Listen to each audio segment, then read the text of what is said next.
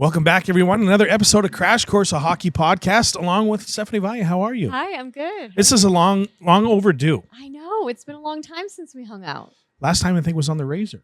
Yeah, that was fun. It was fun. It was cold. It was cold, and I do remember specifically something that you said is like, "Hey, am I allowed?" Because we had it on Instagram or whatever. Yeah. And you're like, "Am I allowed to swear?" Yeah, because it was scary. That only happens when I'm scared. Oh, okay. I believe that. And cold. Yes. Scary and cold. So, finally we get to bring you on the show. Yeah. Super excited to have you on. I know this is nothing new to you. You're kind of obviously a rock star in the social media, the news, all that good stuff. You're appreciate that. Award winner. Thank you. All that happy good stuff. And obviously the hard work that you put in it has gotten you to where you are today. So yeah, I appreciate that. Yeah. Let's talk a little bit about you. So you're born and raised here. I am. Yeah. We were just talking about Hanks. Yes. Hanks. We're High School. everywhere. We are everywhere. Your camera guy is from Hanks. Exactly. He brought that up and look at the big smile on his face now. When the nights find each other, we do. So he's going to be talking about this all afternoon. That's great. He's like, all cool people go to Hanks. It's true. We do. Well, I can't really say anything because I'm not from here. That's okay. You can just say, I like Hanks because it looks like a castle and they have a cool mascot. Is Hanks on McRae? No, that's Eastwood. That's Eastwood. The rival. We don't talk about Eastwood. I'm just kidding.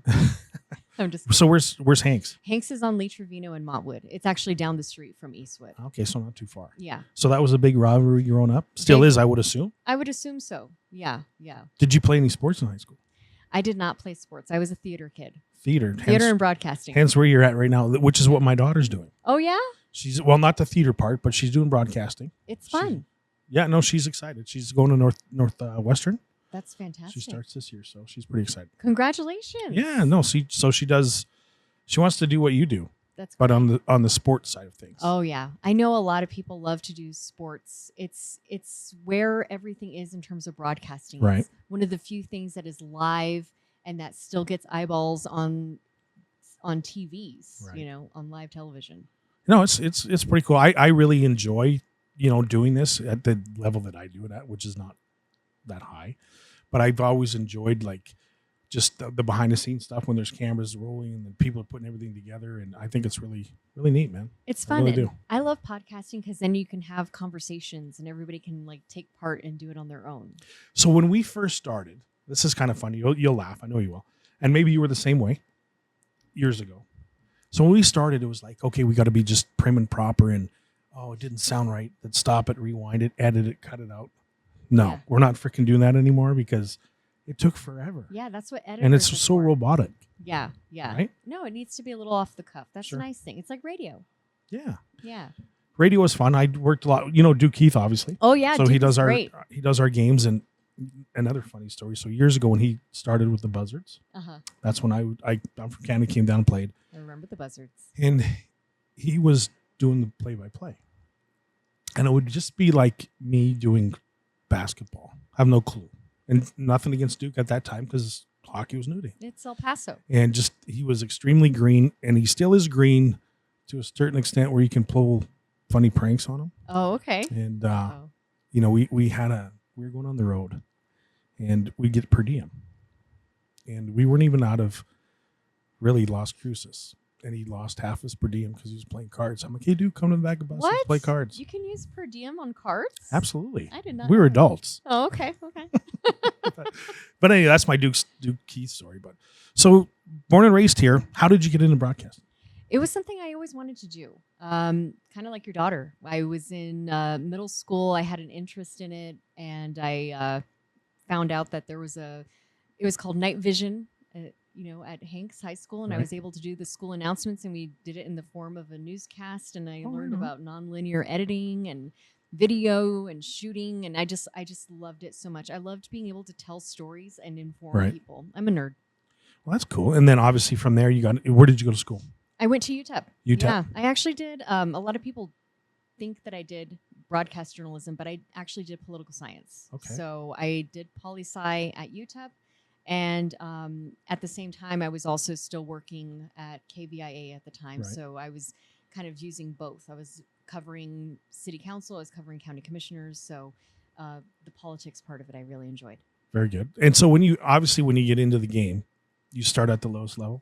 Oh yeah, You're like the camera guy. I was the camera guy. I was the camera girl. Camera girl. Yeah. When we still had studio cameras. I don't know if they even have studio cameras anymore, like Really? operators. Yeah. So I was doing that. I was also typing up what's called the chyron. So I was putting the lower thirds on the Sure, screen. yeah. And so spelling was really important. Still is. I always say that you got to be a good speller. Sure, of course. So, yeah, I was definitely behind the scenes and doing all that stuff. And then obviously so when you behind the scenes, and then do you go to like the weather? No, I actually just was insistent to the point of probably being annoying that I wanted to be a reporter. And so like Saturday afternoon, I had like a story air. We called it a package, and I'd put a package together and have it air on a Saturday and then a Sunday. And by the time I graduated from college, I was anchoring the weekend morning show and reporting during the week. So That's awesome. just So how long were you with KBIA for? 23 years. 23 years. Yeah. So right out of high school to you retired. Pretty much. I'll call it retired Yeah. from broadcasting per se. And then now you work for? I work for the district attorney's office. How do you like that? I like it. It's different. Different pace? Oh, yeah. A very different pace. You're talking about in news, you have a daily deadline and you have deadlines within that Sure. time frame. So to come to an office where the deadlines are just very different. I don't want to say they're non-existent, but they are just longer, Sure. bigger deadlines, different projects. It's all just very different. And it's been a learning curve in the best way. It's been a lot of fun. That's awesome. And Yeah. so obviously you get weekends now? Yeah, Whereas before it was just kind of nonstop, right? I actually did have weekends off. It was at the start of my broadcast career that I was working weekends. Yeah. And then at a certain point, finally, I was able to get off the weekends. But I mean, you're talking about like, I worked mornings for like 10 years of my career. So it was like waking up at 2:30, getting off at 1:00, but, being up that early, it's not normal. And then working late. I worked late for about 5 years of my career of that. And it's got to be really, really hard. It can be, especially because, I'm a single mom. I have 2 kids and, they have needs and I'm trying to be there for them. Sure. But, it can be taxing. Did that partake a little bit in why you got out of the... It did. That it was to a point where, kids always need you and they need you in different capacities and you only have them for so long. At a certain point, you turn them over to the world and you hope you did your best and you don't get that time back. Yeah.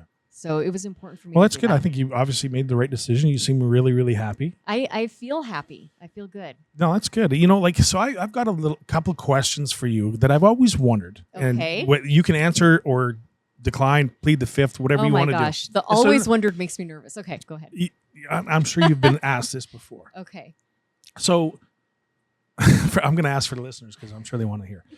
So obviously being female on TV, because I want to know this too because of my daughter, her Okay. path as well. There's a lot of psychos out there, Oh yeah, for sure. right? And it can be very distraught. I would assume at times where do I really want to do this?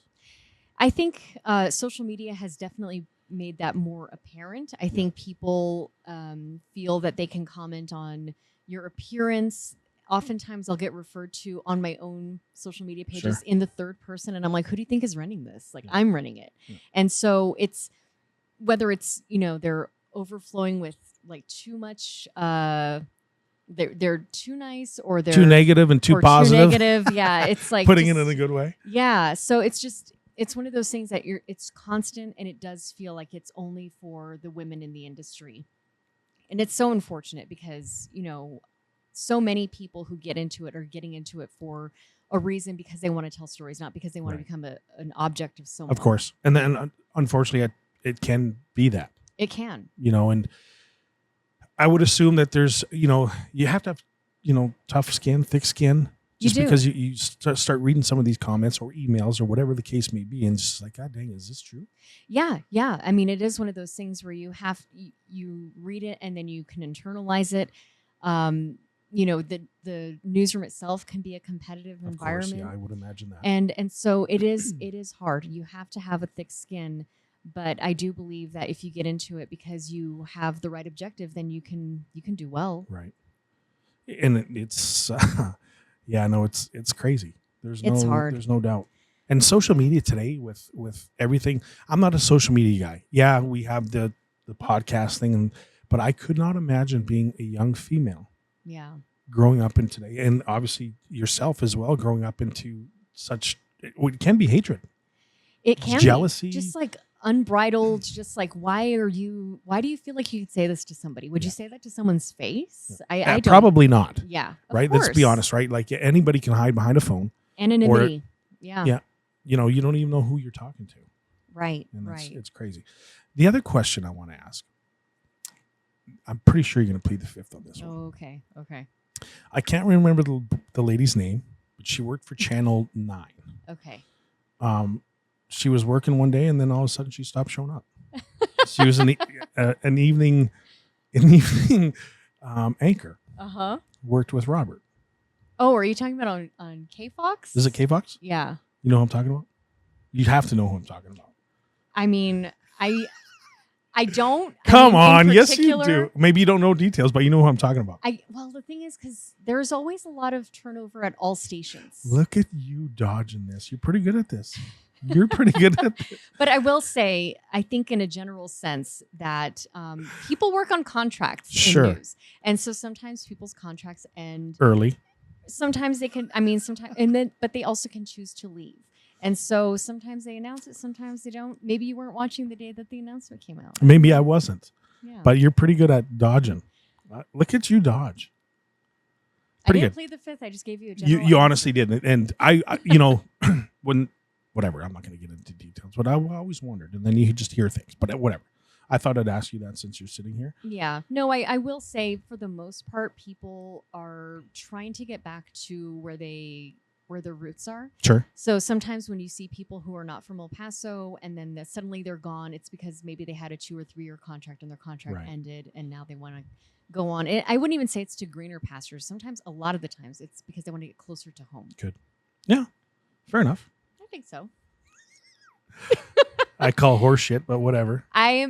Look, no, you're good. I'm not going to put you. No, and I respect that. Thank you. I respect that. Moving forward. So, one of the things that I admired about you, for many things, right? I obviously over the years, but I really enjoy crime. Okay. Right? Just the details. To the extent that one can. Right. Exactly. I don't like committing it. Right. Of but course. I like, I'm a big, my wife always says to me, he's like, there's something wrong with your head, because I really get intrigued by the cartel stuff. Oh, right. Okay. Just reading about it, just like the 1% motorcycle clubs, that sort of thing. Not to say that I want to be either or, but I have an interest in it. Yeah. Like, how do these people, how is someone able to do something that is so heinous? Right. Sure. Yeah. And your Borderland Crime, your podcast that you did. Yeah. I just really, really enjoyed that. Thank and I'd go for walks and I'd put it on and listen to it. We were talking off air about it. How did you get started in that? Mm-hmm. I think it was a lot of things. Like I mentioned, I covered government stuff. I also covered a lot of trials. Right. And I think in news, especially before podcasting, you would get information in like 30 or 1 minute bits over time. And especially in a case over years. Right. And so it was one of those things where I thought it would be great to be able to put everything on a podcast where you can tell a story from start to finish. It's local, because a lot of the stories that make national news, it's maybe 1 or 2, and it's never told from our perspective. So that's why I'm still a fan of local news, is because we need people in our community telling our stories. Right. So that was like the whole thing of why I started Borderland Crimes, is I wanted to be able to tell our stories from our perspective, and everybody's connected in some way. Mm-hmm. So you hear, like, I remember that. I would drive by that house. I remember seeing that on the news. I remember my mom talking about that. So it was something that I felt was important to do. And how long did you do that for? I did that for 5 years. 5 years. Started in 2019 before the pandemic. And the pandemic actually did make it quite challenging, because you're talking about interviews, cases weren't really going through the courts. And so it was something that I thought, I ended up touching on old cases that had already been solved. But as the podcast progressed, I was able to focus on crimes that had occurred recently and maybe had just finished going through the system. And how did you, I guess, choose the ones that you did? I started off doing the cases that people would talk about. Right. So we were talking about it earlier about a case involving a young woman by the name of Sofia Martinez, who was kidnapped from an ATM. It changed the community. It changed behaviors. It changed how people saw their own safety. And it was also a very unique crime. So I think those were things that I would focus on are things that resonated throughout the community, things that made the news because of how unusual they were or how just shocking they were, but also trying to put a human face on them. Because I think as we go through the system, we see the perpetrator more than we see the victim. Right. And that was another thing that was important to me, was to see who these people were and what they meant to people and their loved ones. And that was what I hoped to also tell that story. And it's, you know, it's great. It's great that you tell the stories, and because it is true. You just, like with the newscast, and I'm not a hater against the news, but it's always, not to say there's anything positive with death or murder or anything like that, but you only hear one side of it, right? On the news. That's just my opinion, whether I'm right or wrong. It's always negative, right? Yeah. Like, it can feel negative. It can, yeah. right? When you, and not to say that how do I want to say this, but what you were doing is kind of bringing positive light to it, especially on the victim side of things, remembering them most, you know, that's what I thought when I read it. But it's just, it's sad, you know, like just the way society is sometimes, and more so now than ever. You look at Washington, D.C. right now, what's going on there. It's crazy. Who would have thought in the capital what's going on? But anyway, I know. Is there one case or one case, case that really, really stood out in you, that affected you in any sort of manner? Yeah. I'm assuming they all would. They all did. They all became very tangible, and I felt very moved by a lot of them. I think there were two that come to mind, but one clearly that I was able to see from start to finish was a case involving Alexandra Flores. She was a 5-year-old girl who was kidnapped from a Walmart. Right. That happened when I was probably 5 months on the job. And so I was in the newsroom as her parents were pleading for her to come home. And then, you know, I was in the newsroom when the trial was happening of the perpetrator. And then when the opportunity came up, or the time came up for that person to be executed for the crime, I went to the execution. Wow. It was something that I felt that I needed to do, because this is something that doesn't happen very often in our community. And also as a reporter, to be able to tell a story from start to finish. Right. I had already revisited that case on the 20th anniversary of the crime.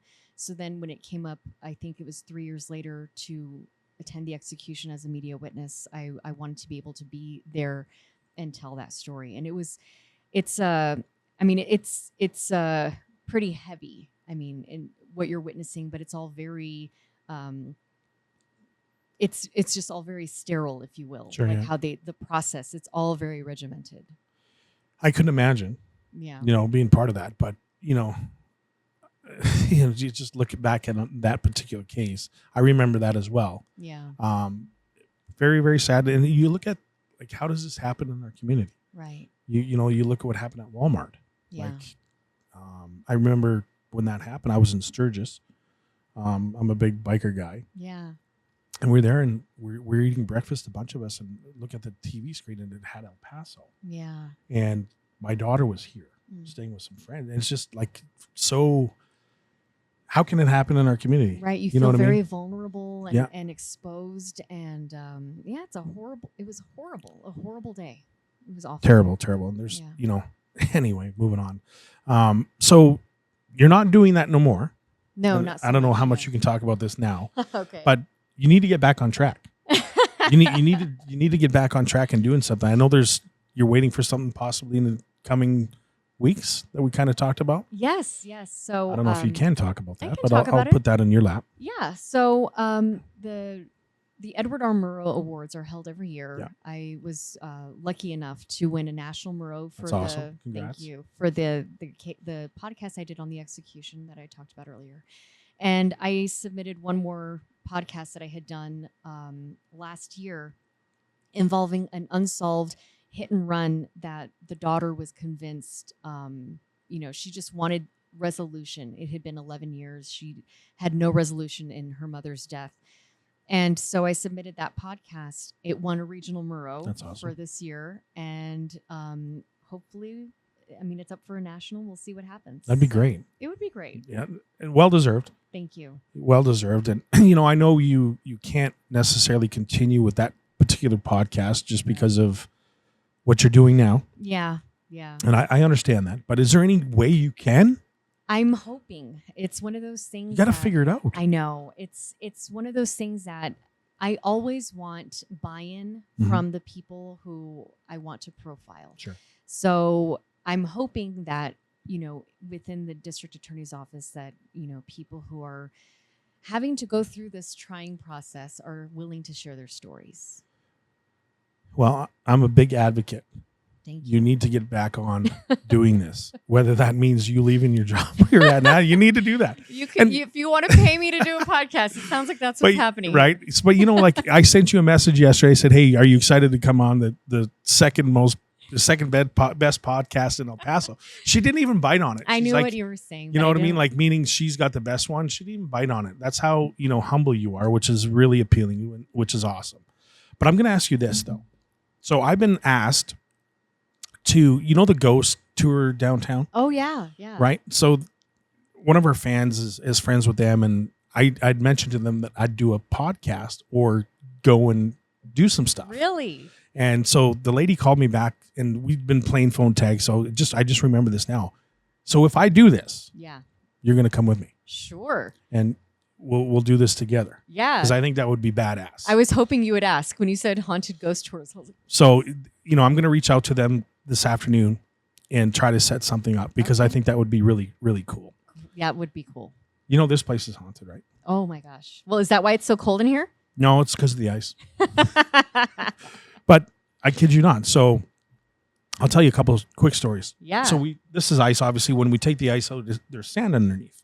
So when we take the ice, we don't let people on it just because it leaves footprints and the Right. ice gets unlevel, yada, yada, yada.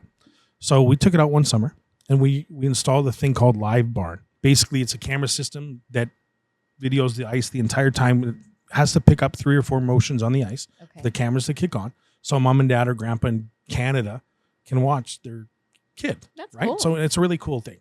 So that summer we had it installed, and they put it in, and that night there was nothing going on. Obviously, we were sand floor, so there's nothing going on. The next morning, the guy says, "Hey, man, I seen that it's working. The cameras went on," and I'm like, "No, man, there's no ice. Nobody should be on the ice." He's like, "Well, about 10:30, they went on for about 15, 20 minutes a couple different times." Wow. He goes, "You might want to check it out."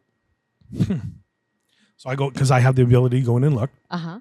It was like 3 or 4 green blurbs or bobs or whatever you want to call them, orbs, Yeah. floating around. I No shit way. you not. Wow. The Did you guy- get chills? I did. I'm like, you gotta be kidding me. And to see it, you know what I mean? Like, I'm like, get out of here. I deleted it. Why? I Now no don't, one believes Well, you know what I do, and Okay. I'm not a fibber. I don't bullshit people. Okay.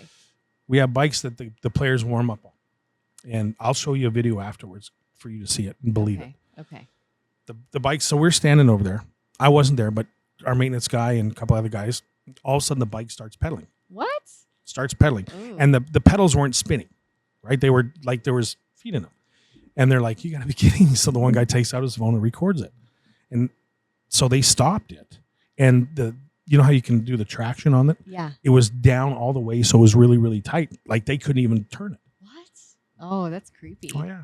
And then did you believe in ghosts? I believe in them, Yeah. 100%. Okay.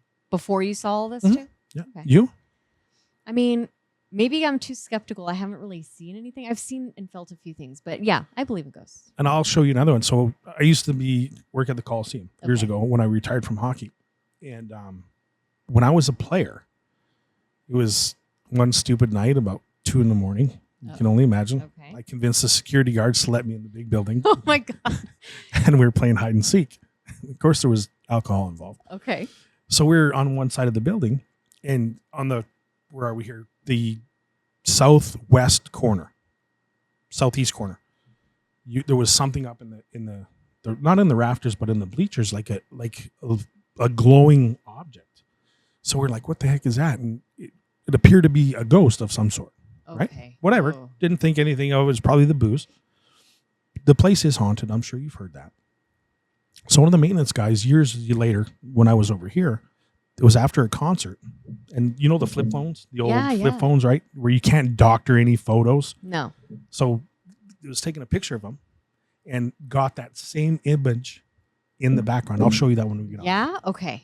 That's creepy. So yeah, no, this place is haunted. There's no question. Yeah. I've heard plenty of ghost stories. I have experienced maybe one or two things like a cold spot but nothing where. No breathing behind you. No, nothing like that. That's just the psychos. I would, yeah, it's the psychos who follow me on social media. Right, exactly. They get too close. No, but I wish that I would see something more definitive, but maybe they don't like to indulge people who are like, come on, show me something.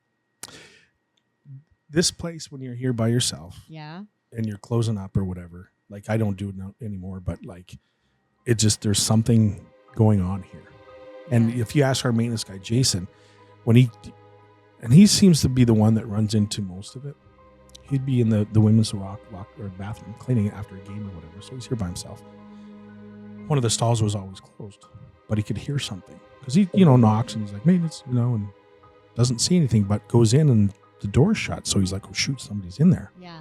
And waits and waits and waits and goes back in there and looks under. There's nothing there. Opens it. There's nobody there. Turns around and starts cleaning the counters, and all of a sudden there's an image in the back. No. Oh, I got chills. And I believe him. I don't think he's full of crap. Yeah. Just because he's the same one that saw the bike. Yeah. You know what I mean? But that is I believe it. creepy. Do you guys? Yeah. They're nodding. 100%, man. I like horror movies, though. I do Yeah. like scary What's movies. your favorite movie? Oh, my gosh. I don't know. I have a lot. I really enjoyed watching Alien in the theater. We saw it during the Plaza Classic Film Festival. So good. I don't know. I like a lot. I like a lot of them. I'll just watch them all. Yeah. I just saw Weapons. Did you see You know what? It's funny you say that. My daughter, she went to school a month early for some program that she's in. And they all went and saw Weapons on Sunday night. Yeah. Is it any good? It's good. Yeah. It was one of those where something happened. I'm like, oh, like just screaming. I'm like covering my eyes. Like, oh my God, I can't believe that happened to me. What about The Exorcism? Or what is it? The Exorcist? Yeah. That one freaks me out. The new one where the girl's going up the stairs on like when people move and contort in ways that the human body should not, it just creeps me out. But you have to believe that there's some truth to it. Like, where do people pull this shit from? I mean, I agree with you. You know what I mean? Like, I would assume everyone has a pretty vast imagination, but there's got to be truth to it. Well, I think, I agree with you that I think that some people are just more attuned to feeling or seeing things. Mm-hmm. So, I mean, I would like to think that people are not just trying to trick me, So no, I believe that there is something out there. Have you been to? Michelangelo's, that little Italian restaurant by the cemetery? Is that what's it called? It's the one that has the face. Is it like Michelino's? Yes, with the dude, the guy out front smoking a cigar. I always forget the name of it, but yes, I went there once for like a live performance, like one of the theater shows. But I've heard it's haunted. Yeah. So they have, and maybe it's the same one you went to, where you can pay. I think it was $50, and it's like a 5-course meal. Yeah. Where they talk about Lady D that comes in and did the cleansing. No, I missed that. You need to do that because they do it once a quarter. I don't know what the dates are, but it's well worth it. And have you been in there before? I've been in there just that one time. It's creepy. It is. It's like creepy. A house that's been converted into a restaurant, right? Yeah. Reminds me of like Fred Flintstone home. Yeah. You know the walls, but yeah, obviously not. But so you pay whatever, it's $50, get some food, and then they talk about when the new owner had bought it and the bad ghosts that were in there that were harmful. They were trying to hurt. Really? So they brought in Lady D. And she did the cleansing. And I think there's 4 spirits that's still there. Really? Like 2 women, a dad, and then the kid. Oh my gosh. That could be grandparents, the mom and the kid, but whatever. I think there's 4. It's close enough to Concordia Cemetery that, I don't doubt it. And then they do a murder mystery. Yes, that's what I saw. Yeah, I saw one. And it's like kind of across the street. Yeah. Did you see the doll up in the... No. I missed it. Oh my God. Oh man. So I won that, by the way. Really? Yep. You figured it out? I did. I won that just, if you ever need me, for special assignments, right I'm your guy. Yeah, yeah. So we went to that, and the gentleman was telling us about the doll. Because we asked, he goes, no, after 10 o'clock, it kind of gets a little lively in here, and the spirits upstairs, because they have the stairs. I don't know if you noticed that. So it's really, really old, and they have stairs to go upstairs where you can lower them and raise them. Oh, no. Kind of like an attic, but they have the stairs up. And we keep them up because, they get pissed off. Mm. And so whatever. But he purchased a doll. And I can't remember what doll it was. But Annabelle? Just kidding. right. But it was advertised as kind of a haunted doll, but whatever. So he purchased it at like a garage sale or something, yard sale. And on the way back, he had it in the back seat, and the freaking thing was making noises and all sorts of shit. And anyway, so he gets home, and his wife was like, "What are you doing?" But he was into that because he worked. I want to say he worked for Paramount Pictures or Disney or something along that line. Yeah, like where he something like that. Yeah. So he's into that shit. But he put it upstairs in the the older homes have like the kind of the A-framed homes with the windows up top. Yeah. And it sits in there, and he leaves the lights on. And he says that doll will turn its head and watch you. But so, of course, when we're leaving, we're like, oh, yeah, we didn't see anybody. Well, another one I really loved was Poltergeist because it has like all That's the creepy. things, right? Like the clown and the doll and the hole that sucks you into a different dimension. That I think is my favorite. That was my first exposure to horror movies. But I will not watch Chucky. Really? I'm not a Chucky guy, man. That guy freaks me out. Yeah, I think dolls that come to life are just creepy. Clowns. Yeah. I wasn't a big It guy. I read It, and then I watched the TV version. Do you remember the TV one? I don't. It was like a 2-part miniseries. Really? Yeah. It had Tim Curry as the clown. Can't go wrong. Yeah, right. He's amazing. Yeah, he is. But yeah, it's kind of out there. But I think the new one, like when they use CGI to make his face stretch, it just, it's so awful. And since we're going on this tangent, I'm going to ask you this because I'm a believer in this. Okay. I don't. We'll decide whether we're going to put this in or not. The Purge. Oh, I don't like the Purge movies. Do you agree with the Purge? No. You don't? No. I think I would. No, because then like what stops you from being one of the purged? Well, that just kind of makes you want to be a good person, right? I don't know. I mean, if we take the Purge out of like cinematic universe and then we just like put it into place, like it just sounds like it's a slippery slope of like who's going to get purged. I don't want to be. Well, survival of the fittest, right? No. Like in all hindsight, like I have this conversation with my family.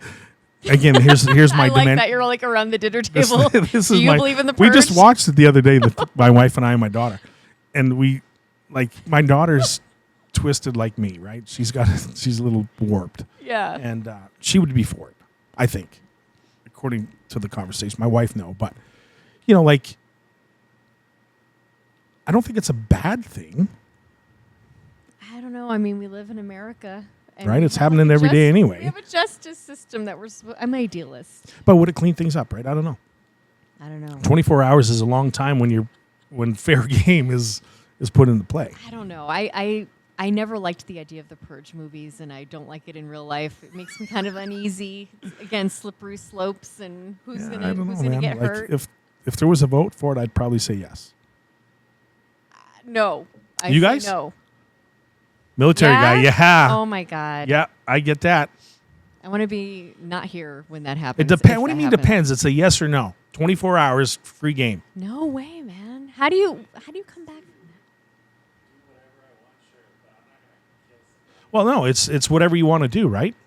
There's no rules. So, but that pertains to everybody, right? Right.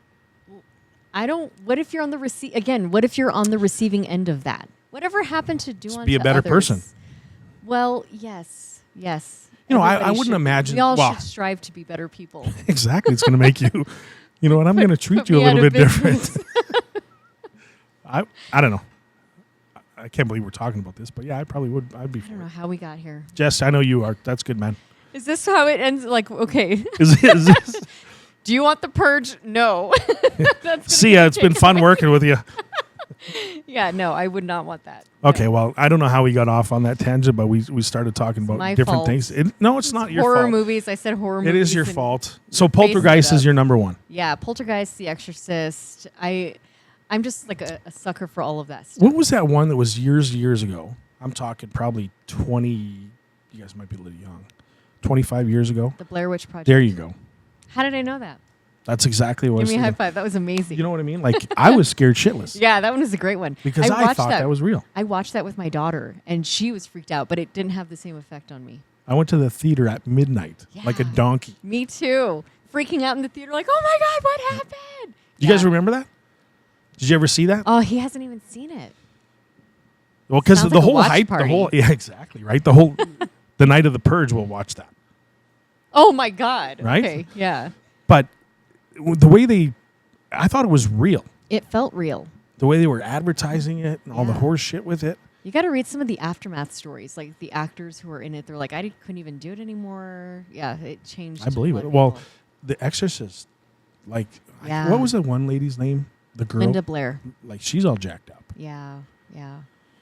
I mean, it's terrible. And then you've heard of the poltergeist curse, right? No, So the director used real skeletons in the pool. So in that scene when the mom slides into the pool and the skeletons are coming up, they were real skeletons. And so people believe that was a curse, put on the cast, like a cast. I think the little girl, she ended up dying. The older sister was murdered. And then someone else, I think a cast member or a crew member died. And it was all within like a certain number of years. wow, Yeah. maybe so. I believe in that stuff too, Curses? 100%. Is it just I'm right? learning Like, so much about but you. no, like real, like I'm a little warped. There's no question, but like, Oh, I think you'd love Weapons. Okay, that's all I'm going to say. okay, I'm gonna watch it. Go watch it. But there has to be like that's too many coincidences. Yeah. You I know mean, what I mean? Like yeah. really. Like I believe people die in threes, Oh, right? yeah. Like you know what I mean? Like somebody you know, and then there's whatever. Like everybody, I think, believes that. Yeah. Um, Why not? why not? Yeah. Who's to say? Who's no? to say there's any order when we live in chaos? Right. Right. Exactly. We created the order, but we all live in chaos. You want to For get sure. into that? Yeah. Right? No, we do. Just imagine the things like the military. What the military has that nobody knows about. Right. You know what I mean? Like the shit that they did to whatever a month ago, whatever it is, where they flew to the stealth mission. Yeah. Iran or something else. Yeah. Like, how does that happen? I know. Like, I don't even like. I won't say your name, but He just walked out.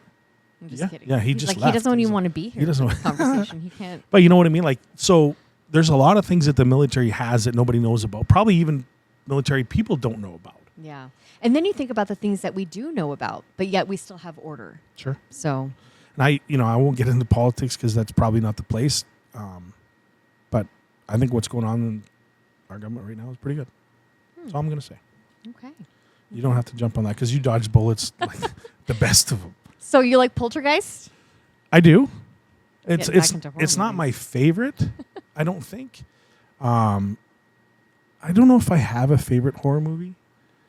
I've always liked Friday the 13th. Yeah. But there's so many of them. I always tell people It's like the final, but then there's a Yeah. final 17. I always tell people like when they're like, "Oh, I don't know, what was the first one that popped into your head?" That's usually like the first one that you would. Exorcist. Yeah. I think that's a favorite. And of then many. the Blair Witch Project, but I just could not remember it. That popped up. Yeah, that one was good. That was Just different. innovative and different. Yeah, it was fun. When you're tenting in the bush in the mountains, I don't know, man. Yeah. There's a lot of crazy shit that can happen. I know, like that found footage was really great. Like, what was it? Paranormal Activity. Right? That Do you believe in was that cool. stuff? You have to. Oh yeah, yeah. No, I think that there is something. I just feel like nothing really has, and I'm not inviting anything to happen either. I don't. No, need of that. course, like, let this happen to me so I believe it. Yeah, So, what about aliens? I believe in aliens For sure. Yeah. Roswell's not made up. No, and then I like how you look at your right. I'm looking at my military professional over there. He's getting out he's almost you're out now, right? Just about 2 months. So in about 2 months and 2 days we'll have him back on and he can spill the beans He's about tell you everything. all about the aliens and Area 51 and all of that. Yeah, no, I always feel like, and I know I'm quoting like Carl Sagan or something or whoever said it, but it's like there's too much space Right. to just be us. And like even if you talk about like what the Goldilocks planet that Earth is, there are many of those throughout the universe, and because there's just so much space, it's unending. It's kind of hard to think about. And the UFOs, Yeah. there has to be. Of course. Definitely. Oh, and I think our army friend over there, our military friend, can tell us all about the UFOs because they even testify about it before Congress. Now we're really getting about testifying. Just Yeah. made me think of more stuff, which I'm not going to get into. Oh my gosh. Okay. No, we're not going to get into that because we'll talk for 2 hours, and you got to get back to work, I'm sure. I do. But it's been a lot of fun having you on. This has You been know, a we lot of kind of fun. talked a little bit about everything, but I'm really going to reach out to those people Yeah. and do the ghost tour. Yeah. My favorite one that I would be like down to do it, El Paso High. I'm sure you've heard stories about Yes. El Paso High. Everybody has heard stories about El Paso High. You know, yeah, definitely. My daughter went there for a semester. Oh, yeah? Yeah. Did she transfer because it was scary? No, well, I guess I can say this now because she's done. So she plays with the women's Mexican national hockey team. Oh, okay. So, and it happened all during COVID. Mm. So when that happened, she moved to Mexico City with my wife for, I don't know, a year and a half off and on. Yeah. And somehow, some way, they allowed her to still be enrolled in El Paso High Ooh. and did online. And then when she came back into town, she appeared. Wow. And I don't know how that deal was hooked up, but it was. COVID was a very interesting You know, time so- for all of us. But she did say it was creepy. Yeah. It is creepy.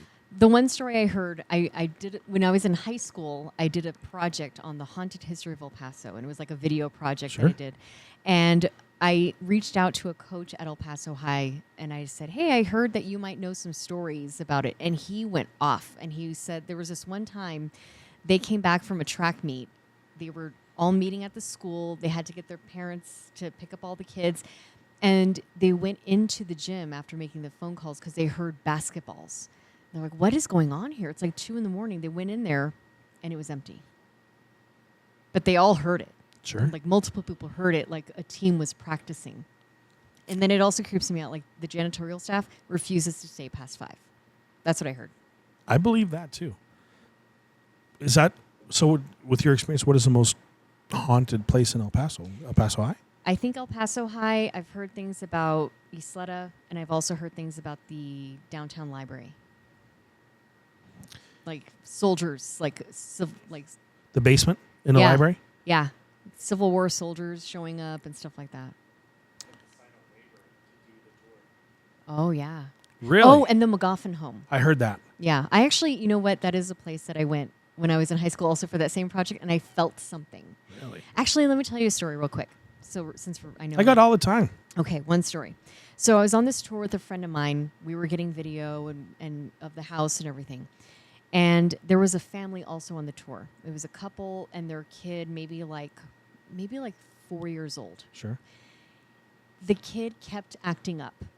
And the parents were like, "We're so sorry," but they would walk into a room and the kid was like, "Ah," and they'd like run out of the room. And then by the end of the tour, and it was like maybe 20 minutes, I just remember hearing the mom saying, "Oh my gosh, I'm so sorry." And I looked over and the little boy was there and he was clean like his mom, and he had wet himself. And she was like, "I'm so sorry, I don't know what's going on." And I was like, that is so bonkers. Like I had no idea. And then the museum, I always forget the name, the person who was running the tour, she said, "Yeah, I think he saw something." Yeah. I pissed myself too, I think. Yeah, right? Like it was just so bonkers. They say that kids are more receptive. Sure. So clearly something was going on that kid was agitated throughout the entire tour and saw something that I did not feel. But then I remember feeling very cold at one point, and they're like, "Oh, that's a cold spot in the house," and I was like, "Okay," but that was Yeah, of course it is. Yeah. So it was weird. I mean, it was a sunny, warm day in El Paso, but it was cold, like the air was on. It was Really? cold like this. Really? Yeah.